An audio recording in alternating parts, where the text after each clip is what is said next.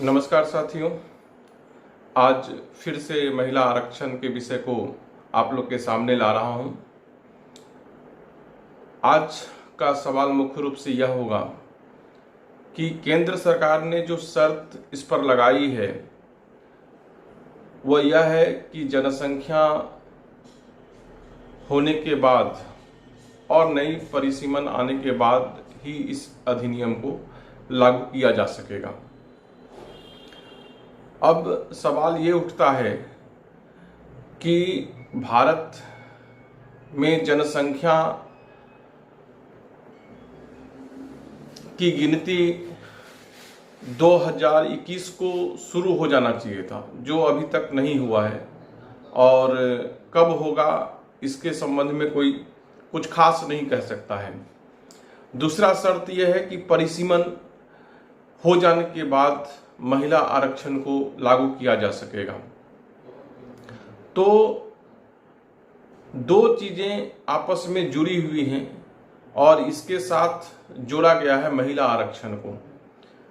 तो आज का सवाल यह है कि क्या महिला आरक्षण परिसीमन के अवरोध को पार कर पाएगी, परिसीमन के रुकावट को पार कर पाएगी?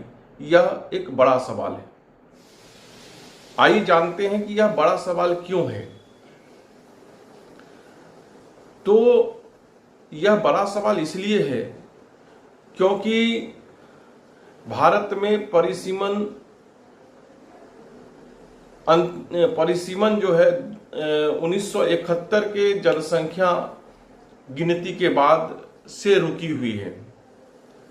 इसको समय समय पर अवधि विस्तार किया गया कि चलिए 71 में नहीं हुआ तो हम 21 में करेंगे, 21 में नहीं हुआ तो 91 में करेंगे, 91 में नहीं हुआ तो 2001 में करेंगे, 2001 में नहीं हुआ तो अब मामला जो है 2002 में वाजपेयी जी की सरकार ने निर्धारित किया कि हम परिसीमन 2026 में करेंगे। अब सवाल यह है कि यह 1972 से परिसीमन को टाला क्यों जा रहा है, और जो परिसीमन 1972 में नहीं हो पाया वह परिसीमन क्या 2029 में हो पाएगा? अगर परिसीमन नहीं हुआ तो इस महिला बिल का क्या होगा, महिला आरक्षण का क्या होगा? क्या मोदी सरकार ने परिसीमन के साथ महिला आरक्षण को जोड़कर महिलाओं के साथ धोखा किया है? क्योंकि यह ध्यान में रखने की बात है कि महिलाओं को पंचायती राज संस्थाओं में आरक्षण दिया गया है और उसमें परिसीमन का इंतजार नहीं किया गया और आज से दे दिया गया।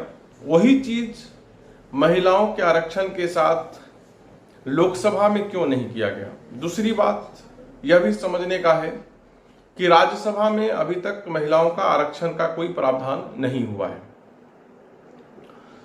तो परिसीमन में कठिनाई क्या है? आपको ध्यान में होगा या याद होगा कि जनसंख्या नियंत्रण को लेकर भारत सरकार लगातार कोशिश कर रही है। लोगों में जागृति के लिए कई कार्यक्रम किए गए, प्रोत्साहन के कई कार्यक्रम किए गए, कई योजना बनाई गई कि हम दो हमारे दो का प्रचार इतना हुआ कि हर व्यक्ति के नज़र से यह प्रचार गुजरा है। सरकार यह बात हर हमेशा कहती है कि जनसंख्या नियंत्रण से ही हम विकास कर पाएंगे, लेकिन परिसीमन का आधार जनसंख्या होगा।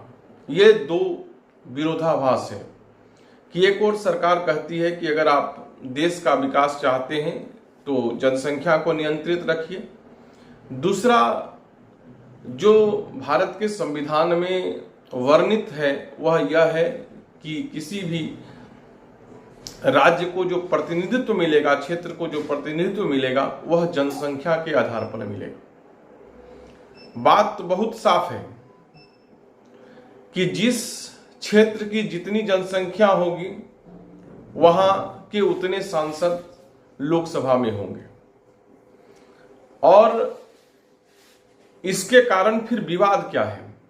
इसके कारण विवाद यह है, जो 1971 से जिसका सामना करने का साहस हमारे राजनीतिक दल नहीं कर पा रहे हैं या राजनीतिक नेतृत्व नहीं कर पा रहे हैं, वह यह है कि साउथ, दक्षिण भारत और उत्तर भारत के बीच जनसंख्या नियंत्रण को लेकर जो असमानता पैदा हुई है, असमानता उत्पन्न हुआ है, वह परिसीमन लागू करने के लिए या भारत में नए परिसीमन की शुरुआत करने के लिए सबसे बड़ी बाधा है। उत्तर भारत और दक्षिण भारत के जनसंख्या वृद्धि दर में करीब 10% का फर्क है। मतलब उत्तर भारत में जनसंख्या वृद्धि दर करीब 22% है और वहीं आपका दक्षिण भारत में 12% है। दक्षिण भारत के लोगों का कहना है कि हम तो सरकार के निर्देश के अनुसार अपनी जनसंख्या को नियंत्रित किए, सरकार के नीति निर्देशों का पालन किया और उसका इनाम हमको यह मिल रहा है कि हमारे क्षेत्र के सांसदों का प्रतिनिधित्व लोकसभा में कम जाएगा।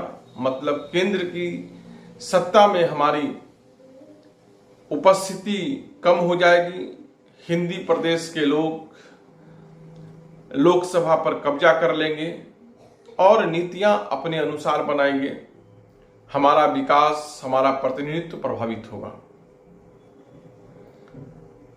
यह एक बहुत वाजिब सवाल है और वही चीज बिहार के जनसंख्या, जातीय जनसंख्या के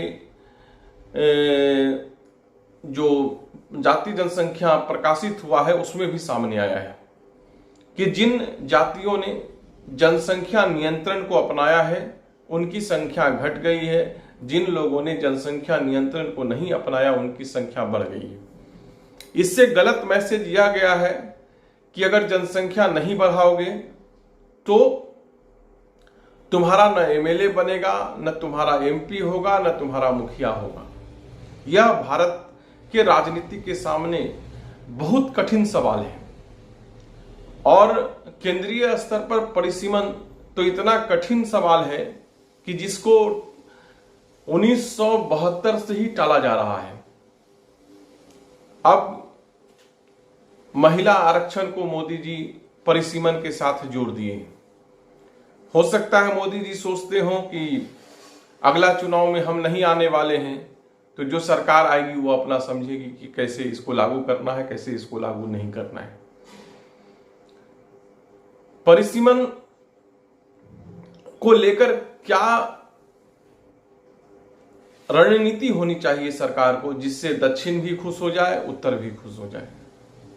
यह सरकार के सामने सबसे बड़ी चुनौती है और यही चिंता हमारी भी है कि अगर परिसीमन के बैरियर को, परिसीमन के अवरोध को अगर सरकार नीतिगत तौर पर नहीं लांघ पाती है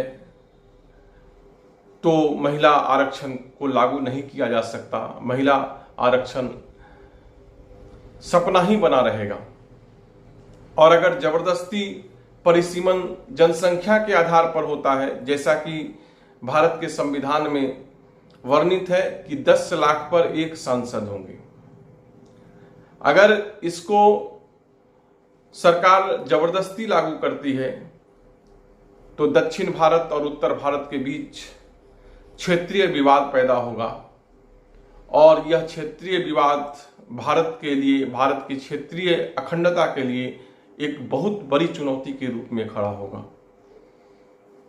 हम सबको इस बात को लेकर के यूनिवर्सिटी, कॉलेज, स्कूलों के बच्चों के बीच में जागृति फैलाने के लिए इस पर डिबेट आमंत्रित करना चाहिए। सरकार को भी विभिन्न वर्गों से